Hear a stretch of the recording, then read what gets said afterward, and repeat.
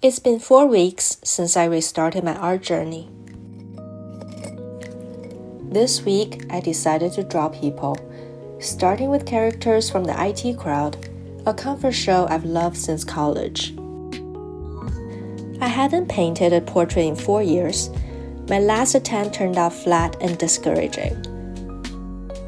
But after 3 weeks of consistent practice, I built enough confidence that when the desire to paint people came up, I followed it.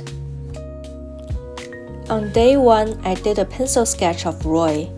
It was a struggle. At some point, I turned the camera off and put the reference photo real close, focusing on correcting shapes until I couldn't find anything obviously wrong. It still didn't look right, so I made peace with the idea that it might not turn out great. For a long time, I treated my creativity like a precious resource that doesn't come by easily. When it finally showed up, I felt like I couldn't waste it on the wrong thing. I spent so much time deciding on what to paint that I drained that energy before I even picked up a brush. I held myself to impossible standards, like I had to prove I deserved the time to create. That started to loosen over the past few weeks. On day 2, I started coloring Roy with gouache. And it looked bad for a long time. The orange base looked awful.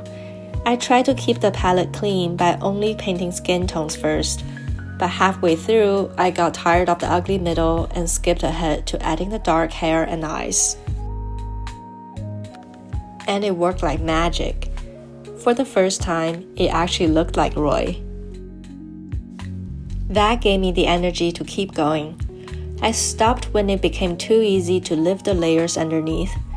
It was late and I was tired, and this felt good enough for my first portrait in years. Halfway through recording this voiceover, my new microphone arrived. This is the first major gear upgrade I've made since starting this channel.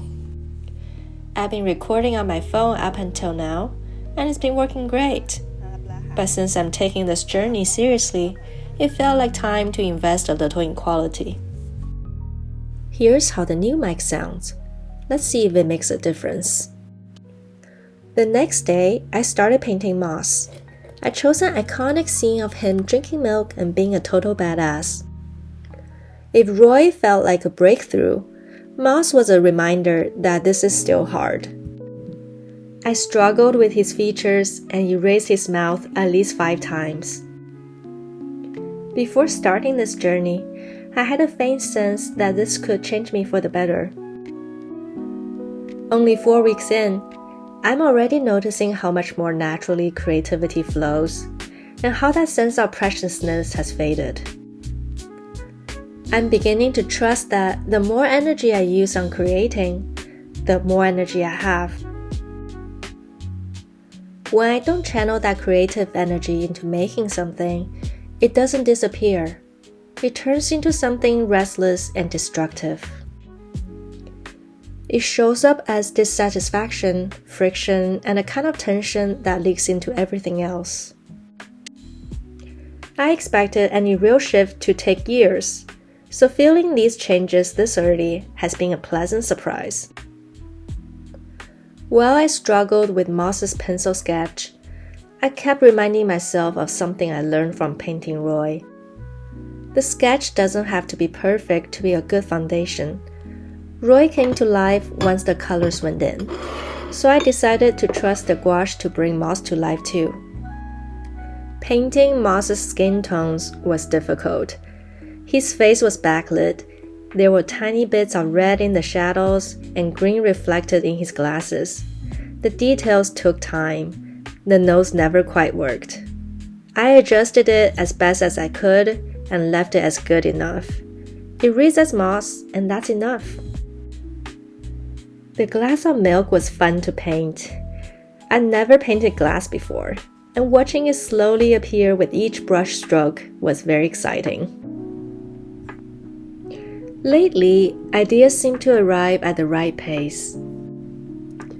Once one is finished, the next one shows up. My only job is to be brave enough to follow the desire when it rises, even when it feels beyond my skill level. Overall, I'm happy with these 2 portraits. I'm learning to trust my body to supply the energy to paint what wants to be painted. I'm also enjoying the freedom of trying things that scare me and finding joy in making imperfect art. Thanks for witnessing this week with me. I hope to see you in the next one.